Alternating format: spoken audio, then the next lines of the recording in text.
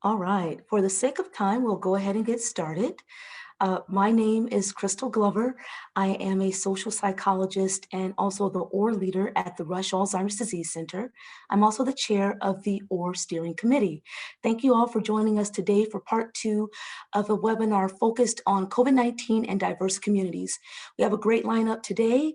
Before we officially get started, I would like to say thank you to Corinne, Dr. Pettigrew, a fellow member of the Steering Committee, and also today's moderator. She'll introduce all of our wonderful panelists shortly. We have 4 of them. Each of them will speak separately for about 9 minutes or so. Then we're going to open up for a great panel discussion.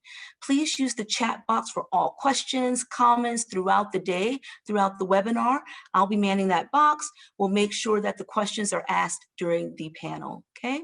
Also, in between each presentation, please complete the pop-up poll question, just so the steering committee can have a better idea of the needs and wants of other OR members, allies, etc. And at the very end, we're asking an open-ended question. Please fill that out in the chat box, okay? Without further ado, I'll turn that over to Corinne. Thank you. Thanks everyone for being here. Thanks so much, Crystal. Welcome. So as Crystal mentioned, my name is Corinne Pettigrew. I'm an assistant professor in neurology at Johns Hopkins, and I lead the Johns Hopkins ORE Core. And as Crystal mentioned, we have an excellent lineup with 4 great speakers. And because we have a packed schedule, we'll just jump right in. So our first speaker is going to be Dr. Ethan Cicero. He's an assistant professor of nursing at Emory University. He's a Robert Wood Johnson Foundation Future Nursing Scholar. Ethan, if you'd like to share your screen and get us started, that would be great. Thank you so much. Let's get this up. All right. The slides are visible. I'm assuming everything looks good. Yes, they are. All right. Thank you. So thank you so much for this opportunity to provide information about gender minority adults in the context of COVID-19, community outreach, recruitment, and engagement efforts. I'm very excited to be part of this dynamic panel of scholars. And as it was mentioned, I am an assistant professor at Emory School of Nursing. My research has focused on evaluating the interrelationship between social inequities and the effects of adverse and affirming social conditions on the health and well-being of gender minority adults. So my interest in aging-related health disparity and ADRD research peaked while as a postdoc fellow at UCSF, and that's where I began examining self-reported memory complaints of middle and older age on gender minority adults, and have since started exploring unhealthy and accelerated cognitive aging among gender minority adults. So today I kind of want to explain, what does gender minority, what does that mean? Tell you a little bit about the population. What do we know about their health as it relates to ADRD and the implications from COVID? And then give you some kind of tips about what your ADRC can do to better engage this community. So gender minority populations include, but they're not limited to, individuals who identify as transgender, gender non-binary, genderqueer, agender, and so on. But what it is, it's an umbrella term, it's an academic term, but it describes people with a gender identity or expression that is different from the sex assigned to them at birth. So gender identity is one's internal sense of being a man, a woman, both, transgender, something else, and it may or may not correspond with the sex they were assigned to them. So in the past, you've probably heard about LGBTQ people. Well, this is the T part, but when we say T for transgender, it's been a very kind of narrow focus. So the gender minority is a more inclusive term, but the community members that belong to this population may or may not use that term to describe themselves. However, there's so many different kind of identity labels that people use because it is really community driven, and we do see some generational patterns to it. So it's just something to kind of think about. I can spend hours talking more about this, so I want to give you more information for your ADRC. But it's something important to understand that gender identity may evolve over the lifespan, and people that belong to the gender minority population could be of any sexual orientation. So how many people do we know are gender minority adults? You know, it's a diverse population, and we have conservative estimates of 0.6 to 1% of adults. And when we look at, well, how many are 65 and older, 220,000 is, again, a very conservative estimate. And the data that was used for these estimates was 7 years ago. And it wasn't really as inclusive as what we understand the gender minority adult population to be. However, you may think that's not a lot of people, but I want to put it in perspective for you. Gender minority individuals represent a substantial portion of the population, about the same number of people who live in Hawaii or that reside in Phoenix, Arizona. So it's really not a small population. We know that they are more racially and ethnically diverse. Black and Latinx individuals are more likely than white individuals to identify within the gender minority population. We also know that it's an understudied, underrepresented, and underserved population health-related research, and they have been designated as a health disparity population by the NIH. So when we think about ADRD health-related challenges, really kind of wanted to focus on that, but there is a paucity of research on aging gender minority people. But I could look at, apart from one study that reported higher rates of dementia in older trans Medicare beneficiaries compared to cisgender or non-gender minority beneficiaries. We don't know much else about the epidemiology and risk of ADRD in the gender minority population. But those Medicare claims, they do show us that there is a higher prevalence among the gender minority adults. We do know that gender minority adults experience a greater number of health disparities compared to non-gender minority adults. And many of these health disparities are risk factors for ADRD and cognitive impairment, like high burden of disability, chronic health conditions, poor mental health. But when I look even further, we see that the gender minority adults are disproportionately impacted by modifiable risk factors that account for approximately 40% of dementias worldwide. So we see higher alcohol consumption, smoking, traumatic brain injuries, social isolation, depression, diabetes, lower educational attainment, hypertension, obesity, physical activity, or limited physical activity. So, but we know societal conditions characterized by anti-transgender, anti-gender minority stigma and prejudice expose gender minority people across the lifespan to high rates of psychosocial stressors such as mistreatment and discrimination where they live, work, learn, and seek healthcare. So in addition to contributing towards poor physical and health outcomes or mental health outcomes, discrimination targeting gender minority people limits their educational attainment, employment opportunities, and access to healthcare. Factors known to shape health trajectories, accelerate the aging process, and play a role in cognitive impairment in ADRD in other marginalized populations. So when we look at compared to the United States, we see much higher rates of poverty and being unhoused, suicide rates, and even physical assaults. Within healthcare settings, 1 in 5 gender minority individuals have been refused care, not because they identify as a gender minority, well, not because they were seeking special care, but because they identify as a gender minority. So it's something to take in consideration when we look at what are the health impacts of COVID-19 on gender minority people. Well, unfortunately, there's not a lot of research that has looked at this. We know that due to existing structural inequalities, COVID-19 is going to be more severely affect already marginalized populations. So we can see that it's most likely going to exacerbate ongoing mental health disparities and include psychosocial distress. When we think about some gender minority people don't have access to gender affirming care that they're looking for. And during the pandemic, those services were stopped. And we know that it helps improve their mental health to have that. We see it more social isolation, more people are losing their jobs and losing hours, including their health insurance and benefits. But I also kind of want to focus on what are the current events that were coinciding with the pandemic, because this is also impacting gender minority individuals when we consider intersectionality of people having multiple identities or multiple marginalized identities.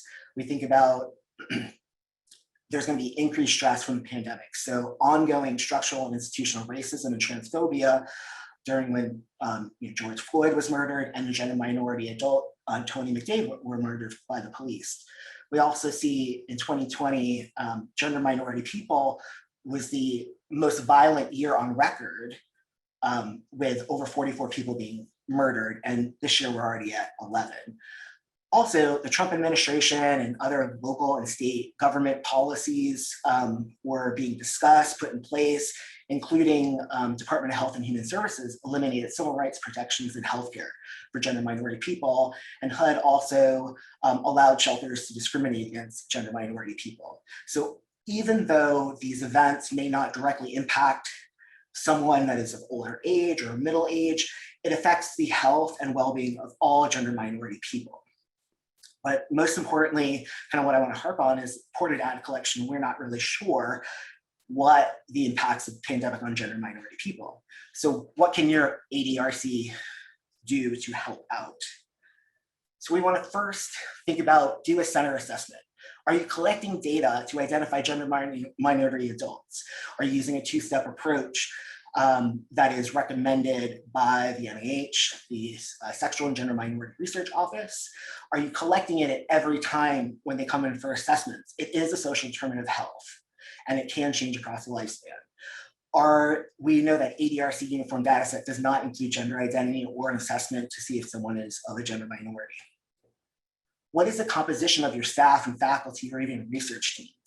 This is of particular importance of the research teams. Do you have members of gender minority communities that can help kind of guide the research and help guide kind of policies that's going on in your course or at your center? Educational needs for everyone. There's free CMEs at the National LGBTQIA+ Health Education Center, but we want to think about, when people come to your center, are they being greeted in a way that's affirming? Do we use communication approaches, the forums or education materials, maybe even our research protocols may need to be tweaked? Think about your community partnerships. Partner with local community and health organizations that are serving gender minority adults. You want to really be informed by your community that you're serving. And also, I wanted to really kind of focus on community-based participatory research and studies such as the NIH All of Us program, NIH's All of Us research program and the PRIDE study are making concerted efforts to include sexual and gender minority people by using population engagement teams to reach out and advise with research, as well as to enroll participants and to educate participants on the importance of belonging, because representation in health research matters. This is really just kind of a starting point of a discussion. So I wanted to be able to provide you with my contact information. I look forward to the questions, but also a plug for the upcoming Alzheimer's Association is having a health disparities conference. And on June 16th, we're going to have a special full day session that talks about LGBTQIA+, which includes gender minority people, and health disparities. And we'll be co-chairing that with Dr. Jason Flatt from the University of Nevada, Las Vegas. So we'll talk about measurement, we'll talk about sampling, we'll talk about more information to help support your research efforts. So I want to make sure that I have enough time given to my panelists. Great. Ethan, thank you so much for starting us off with that great presentation and for your overview of gender minority identifications, challenges and inequalities, and also related tips for our centers. That's awesome. As a reminder to the audience, please do use the chat or Q&A box for questions. And with that, our next speaker is Dr. Rosie Curiel-Sid.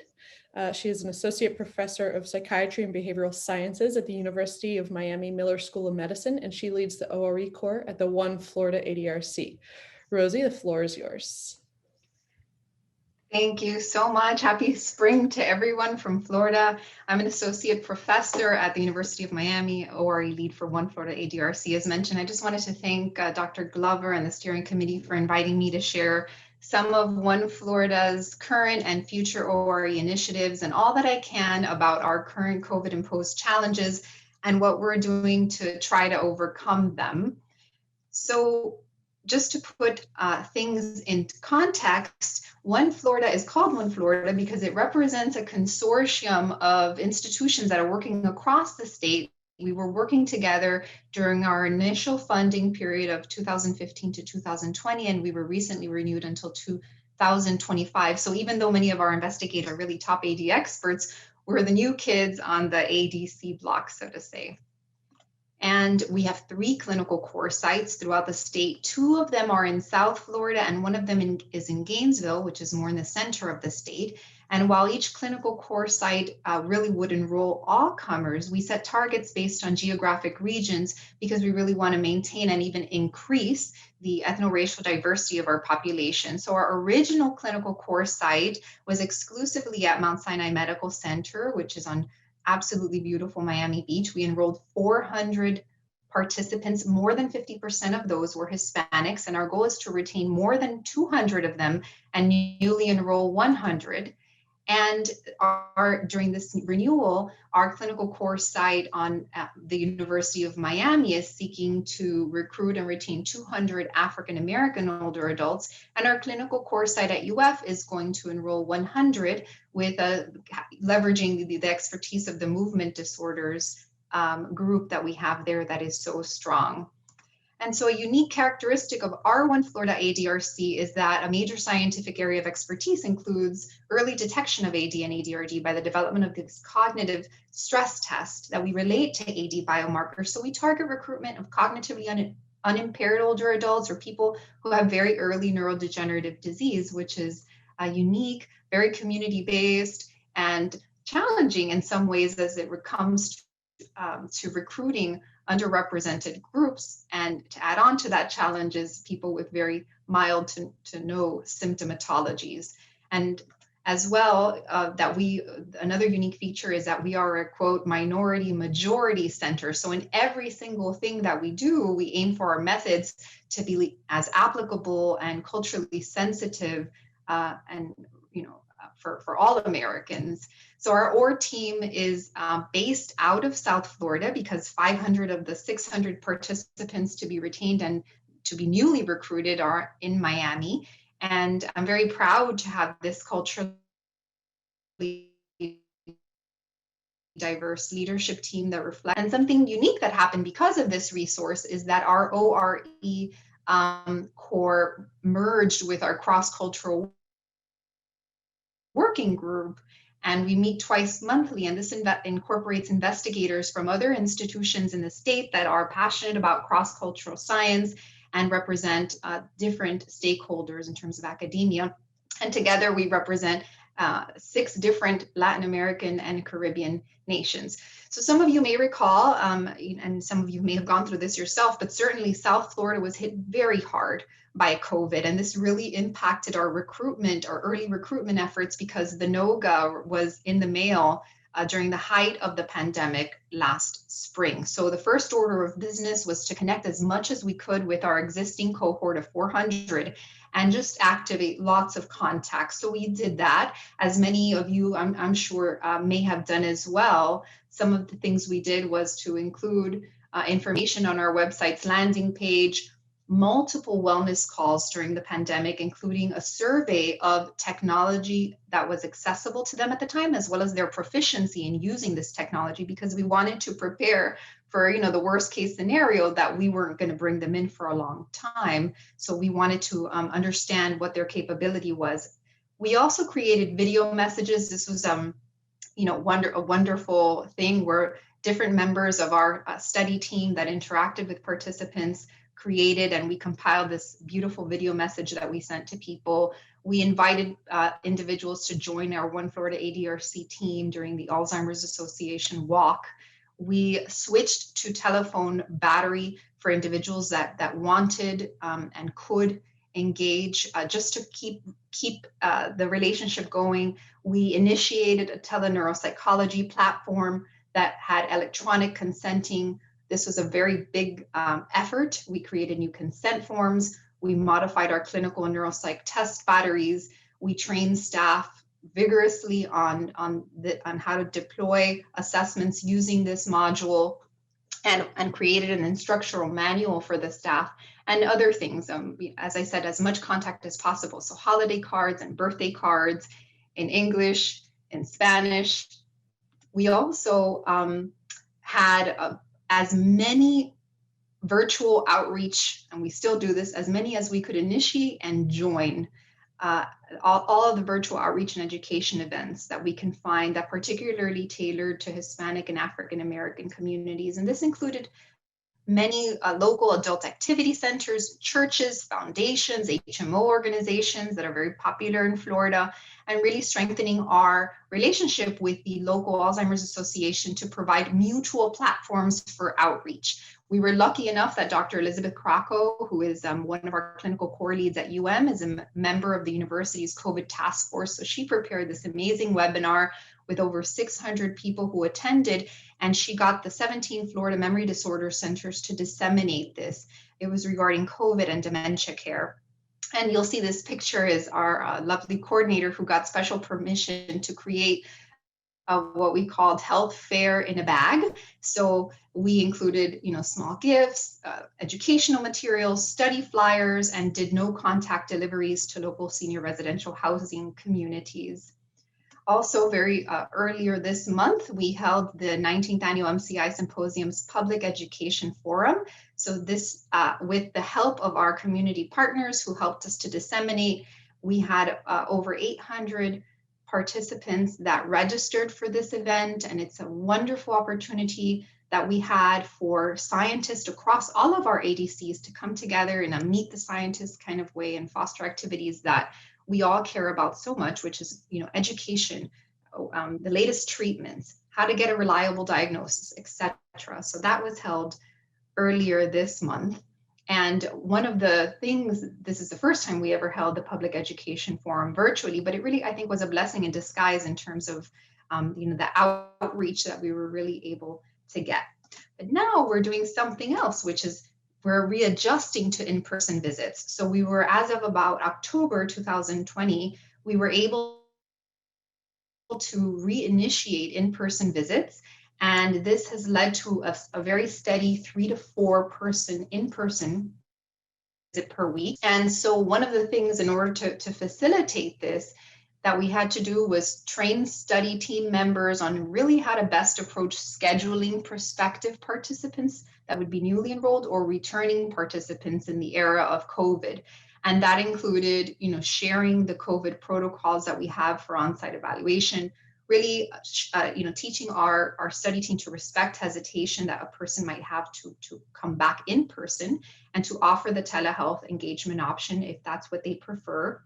Also, the availability of myself and the clinical core PIs that can jump on a call or help further elaborate for participants who might be hesitant to come into the medical center so that we can provide them with as much information as possible so they can make a decision that's right for them. We took the opportunity during the pandemic to create fact sheets in English and in Spanish about different procedures to help standardize the presentation of these biomarker studies in particular. So here on the right, you'll see one of these fact sheets that we put together about amyloid PET scans and, in a step-by-step manner, what they could expect from their visit. So I think that this was a way that we were able to perhaps increase our participation in biomarker studies by providing this education. And of course, we implemented wonderful videos from a door that helped to do this as well. In order to promote retention, we just are very careful, provide a very clean, a very comfortable, a very well-programmed visit because we want to increase their confidence in us. We provide gratitude cards at the end of their visit that the study team members they interacted with sign, and small tokens at the end of their visit, just to make it a little more celebratory, a little more enjoyable for them since so many people have been home for so long. This has required a tremendous amount of work with the clinical core, a tremendous alignment because we had to take close inventory of what assessments were missing, right? Having to catch up with neuroimaging appointments, with blood work that perhaps wasn't done before we had to shut down. And we really wanted to have the best estimate of how much time the person would be there because, again, it just is respectful of their time and what they planned in terms of being away from their home. We also overbooked because we've learned that more frequently now than before, we've had more cancellations, and we've tried to accelerate the booking with our radiology and nuclear medicine departments, accelerate bookings to make up for time lost when it comes to our neuroimaging studies. We also, even though we had so much contact and so many individualized phone calls, one of the things that we have done is create postcards and mail them to everyone, our stakeholders, our community partners, etc., reminding them that we're open for in-person business, and really having much more contact with our community partners to refresh the needs assessment of our communities, because things are different now. So I'll end on a very positive and optimistic note, anticipating that our futures hold a time where we can make our greatest impact as the ORE, which is when we're out there connecting with our community partners and the wonderful people that we serve. And that's all I have to say for now, but thank you very much. And I look forward to the discussion later. Wonderful. Thanks so much, Rosie. That was great. What a collection of outreach activities you have, and your center's cross-cultural composition is amazing and I imagine quite powerful. Hannah, could you launch our first poll, if you don't mind? Okay, we've got our poll on the screen. If you could, audience, if you could go ahead and respond to that. While you're doing so, I'll go ahead and introduce our next speaker, who's Dr. Fayron Epps. She's an assistant professor of nursing at Emory University and an NHCGNE distinguished educator in gerontological nursing. Before you, Fayron, if you could go ahead and share your screen. And Hannah, do you want to launch the second poll if you've received enough responses? All right, here's our second poll. Audience, if you could go ahead and respond to that. And Fayron, please, you're welcome to begin.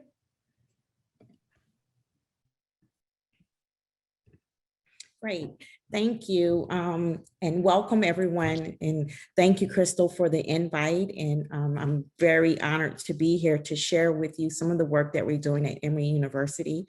I would like to speak today. The presentation might be a little bit different because we'll focus a lot on engaging community partners, and I want to speak to you all about a collaborative that we formed at Emory. It's called a Collaborative of Community Outreach and Health Disparities.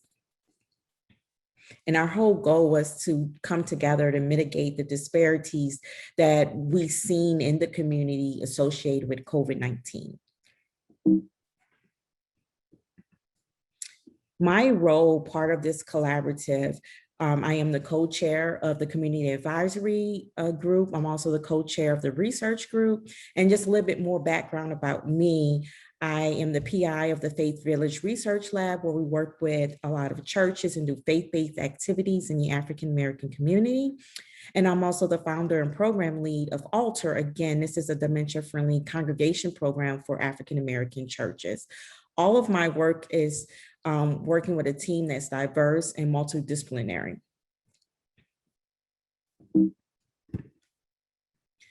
So the goal of the collaborative was us to bring together community leaders from faith-based, nonprofit, education, civic, and healthcare sectors to work together with the healthcare system and also the university, so we can tailor approaches and mobilize support to the communities where there is a need to help reduce the burden of COVID-19.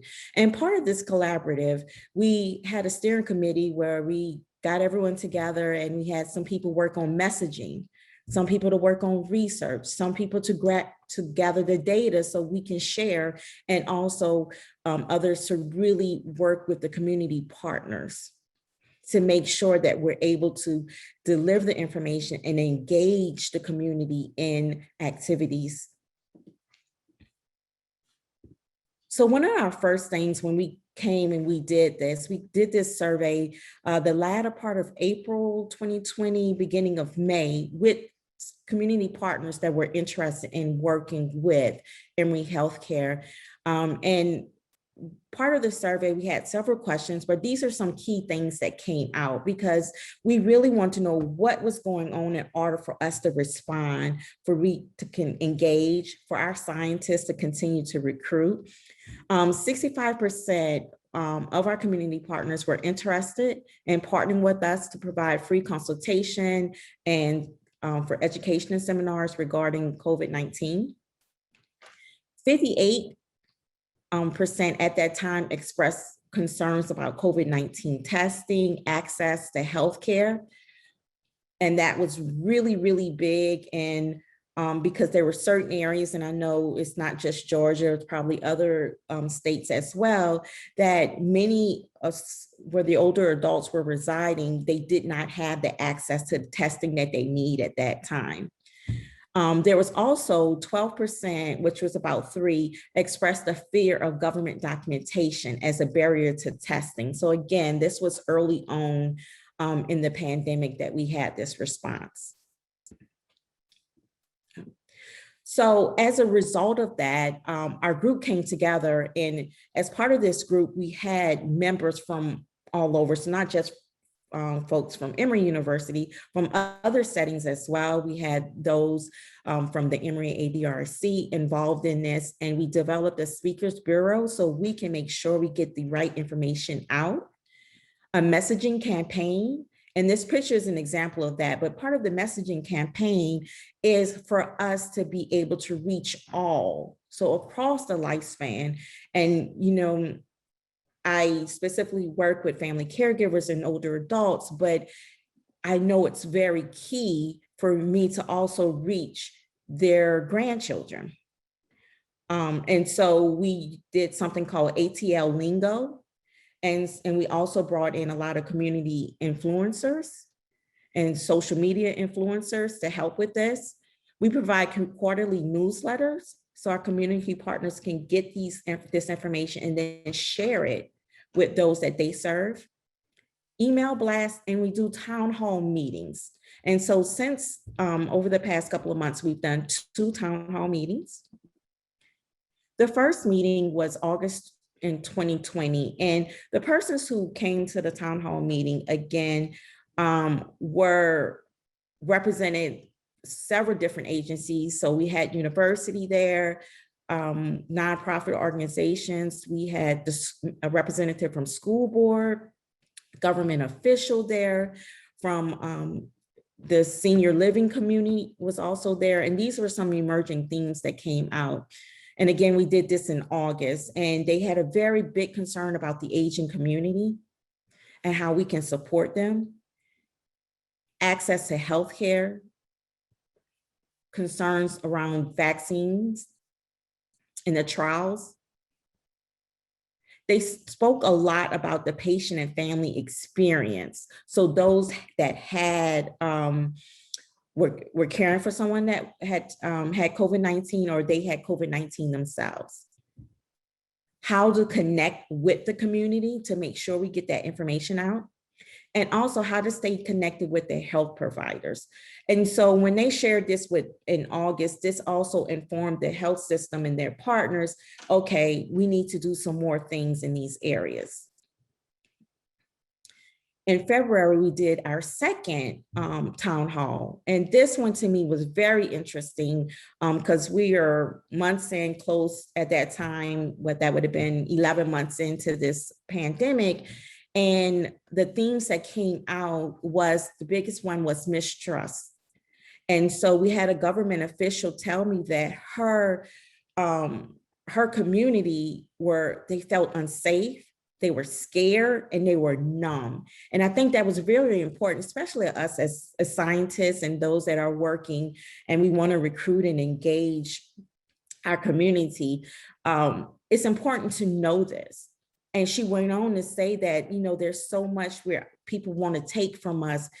And so now it's time where we need to trust them, but we don't, because at the time before this, they did not give to us.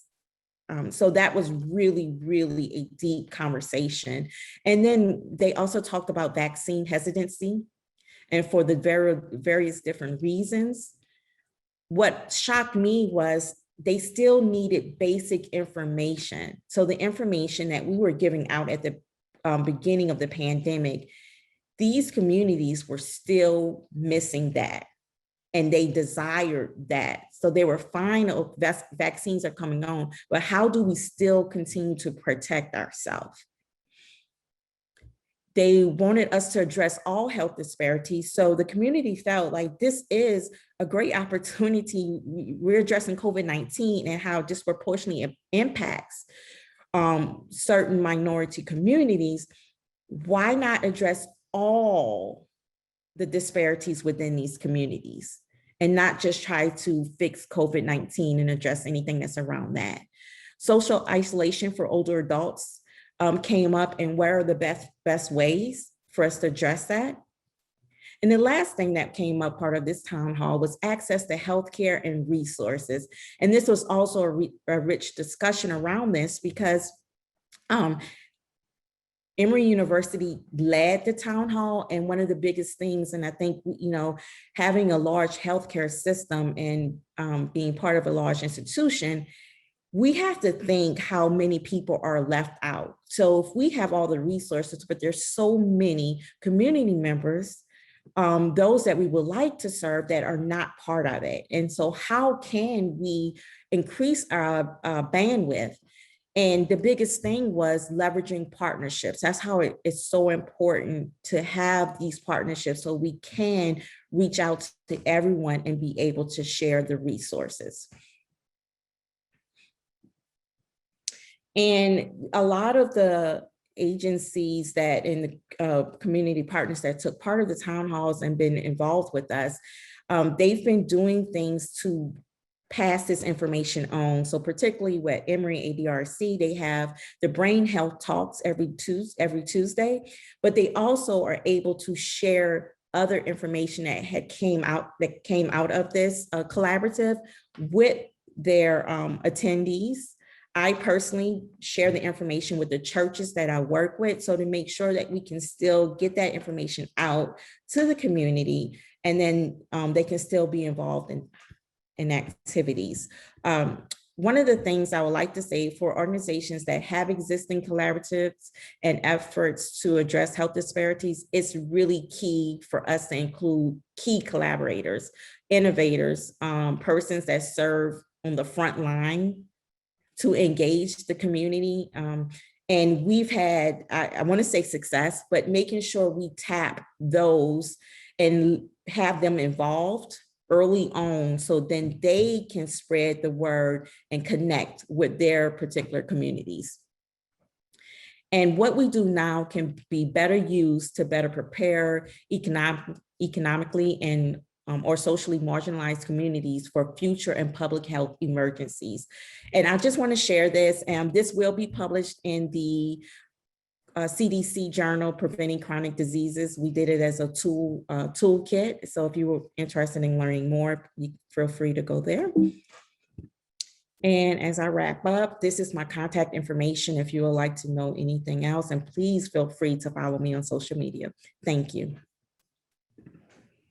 Wonderful. Thank you, Fayron, for giving us a preview of your community engagement and the discussion of the types of feedback you've received from the community. It's really important to hear.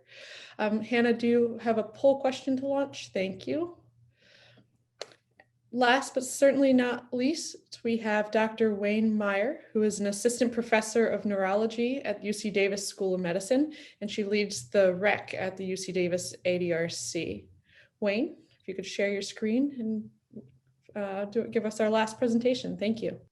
Great, thank you. Thanks for having me. Can everyone see my screen okay? Yes, we can. Great.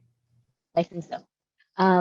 I'm Wayne Meyer. I'm a social psychologist at the UC Davis Alzheimer's Disease Research Center, and I, as Dr. Pettigrew was saying, lead the research education component for the REC, although I'm secretly a wannabe ORCOR person. So I was really happy to be invited today to talk about some of the outreach that we've been doing in the Asian American Pacific Islander community, which has become more relevant now than ever. But first, I just want to touch base on what we have been doing as an ADRC. So this is our Alzheimer's Disease Research Center Community Advisory Board, along with Dr. Fawn Cothran. We developed this right before the pandemic hit. Actually, we convened our first meeting with our CAB in February of 2020, right before the shutdown. But our goal really and our vision for the CAB was to have a good pulse on what the community thought about research, how to engage them, how to help them to be enthusiastic about research and build that trust. And so our our community advisory board represents a diverse set of perspectives, ethnically, culturally, occupationally, come from different sectors in the local area, and have been a great resource for us as we've talked to them about how to continue engaging our community through COVID. We partnered with some of our CAB members to do a couple of YouTube videos. The first one was to talk about our US pointer trial, that of which UC Davis is the site, funded by the Alzheimer's Association. And the second photo was really an illustration of the partnership that I've had with Asian Resources, or ARI, over the last several years. And so I'm going to be talking in a bit about what we've been able to do with ARI during COVID. Just really quickly, this has been an exciting program that we just started. It's led by Dr. David Johnson, who's our ORCOR leader, called the Good Life Program. And it started out in the East Bay in partnership with the City of Oakland, as well as the California Department of Public Health, to have a series that could engage older adults, 90% who are African American.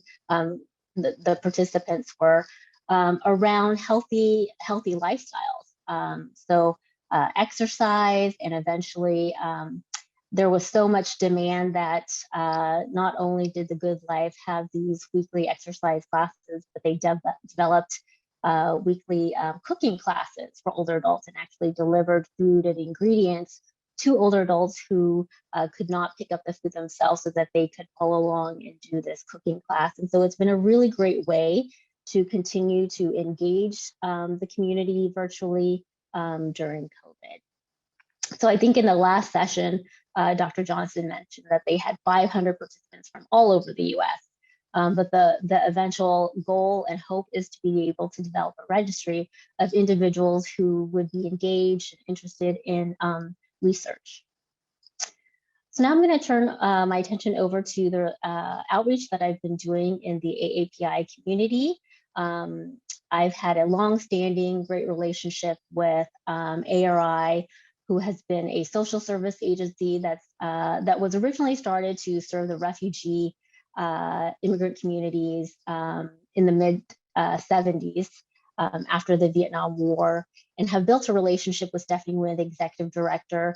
It really started off as, our relation started off because I was interviewing her in a qualitative study to understand the experiences of Vietnamese dementia caregivers. And over that time, over the last 7 or 8 years, it's really developed into a partnership where we're partnering in doing multiple research studies in the community. So because we haven't been able to bring research participants into the clinic or to the lab, we've gone out into the community. We've participated in flu vaccine clinics through ARI, through the partnership with ARI, through food distribution. And it's allowed us to partner with this frontline agency to be able to still stay connected to the community. We were able to get a small grant through our Clinical Translational Science Center to fund ARI and be able to provide culturally appropriate food boxes for the AAPI community in Sacramento. Most recently, we were able to participate in a COVID-19 vaccination day that was held by ARI, where they vaccinated 500 older adults, mostly AAPI. And really, it was the opportunity for us to be out there and recruit individuals into our CARE registry. So CARE stands for Collaborative Approach for Asian Americans and Pacific Islanders in Research Education. It's an NIA-funded R24, and we propose, and it's led by Dr. Van Taw Park at UCSF. And we've proposed to enroll 10,000 AAPIs across the state of California into a registry for Asian research. So the registry is in several different Asian languages, and it's really an opportunity for us to be able to engage this thus far underengaged population. We've continued our partnership with ARI. We are holding the first ever mini medical school in Vietnamese in the Sacramento area that will be held in May of this year to coincide with AAPI Heritage Month.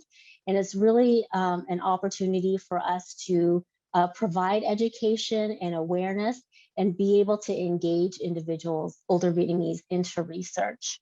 And part of that, reason and impetus was I was lucky enough to recently get funded in NIA R01, where I'm proposing to enroll over 500 older Vietnamese into a longitudinal study to be able to assess their risk factors like early life adversity, trauma associated with it, war and immigration process, and to really see how these factors impact risk for ADRD. So it's an exciting opportunity to engage this underserved population. So my final thoughts are that, virtual outreach can be done. It's been great to be able to do, and there's definitely some advantages. However, it does not replace in-person community events. And in partnering with CBOs like ARI, it's been a great opportunity for us as an ADRC to leverage our relationship to be able to continue to engage communities. And lastly, I think the inclusion of AAPIs in aging research is not only possible, but it's necessary. Given the recent events and violence that have hit AAPI older adults, I think we have an opportunity and it's a necessity really to be able to engage older AAPIs into our research studies. We have the opportunity to do that through CARE. And so I just wanted to end on that. Thank you so much. Thank you to my community partners, my lab, and my contact information is right there. Wayne, thank you so much for that overview of the programs of your center, and congrats on your R01. And thank you again to all 4 of our speakers for sharing your presentations today. We're now going to transition to the panel discussion, for which, of course, we still invite our audience to ask questions. Crystal, do we have any questions in the Q&A or chat box for kicking off the discussion? Yes, we do. Thank you. Thank you to everyone who presented today. Such great work, and really excited about the discussion. We do have one for Fayron. Were your town halls virtual? And if so, how did you create a safe environment for people to share these sensitive thoughts and feelings? Thank you for that question. So yes, the town halls, both town halls were virtual. We did it on a Zoom platform. And creating the safe environment, I have to say that that wasn't a concern. I think they just needed a platform.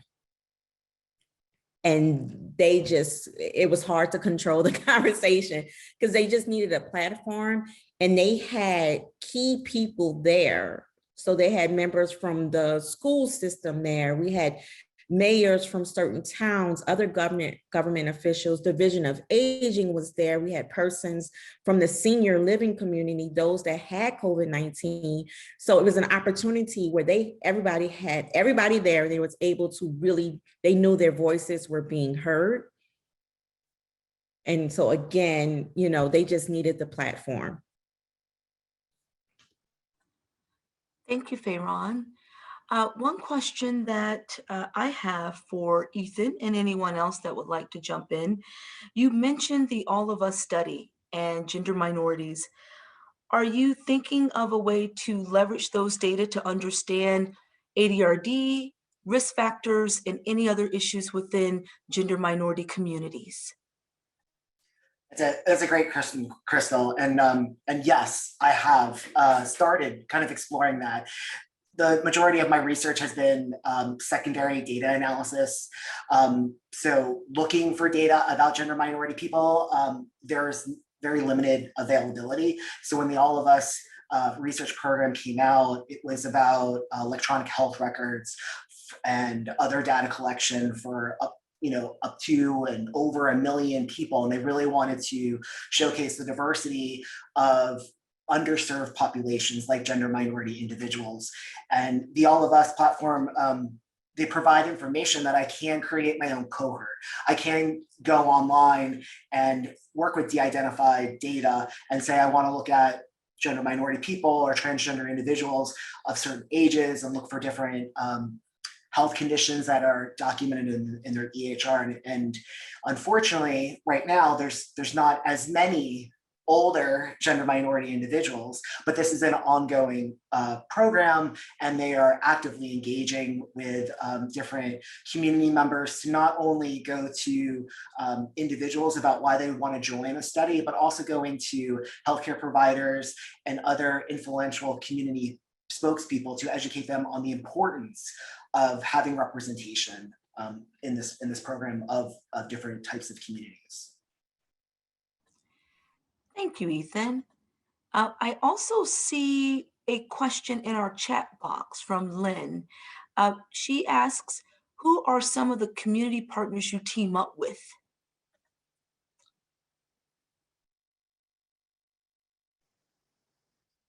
I can talk first.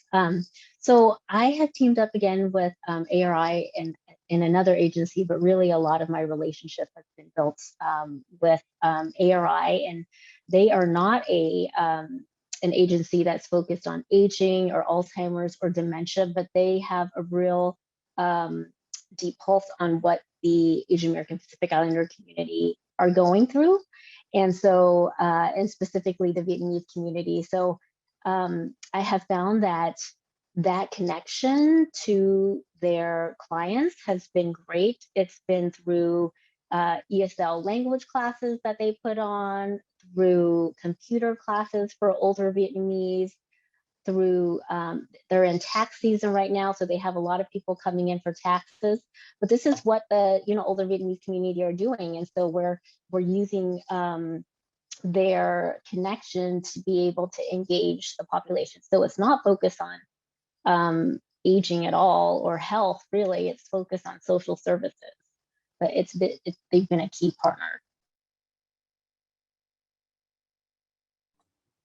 Thank you, Wayne. Would anyone else like to respond to Lynn's question?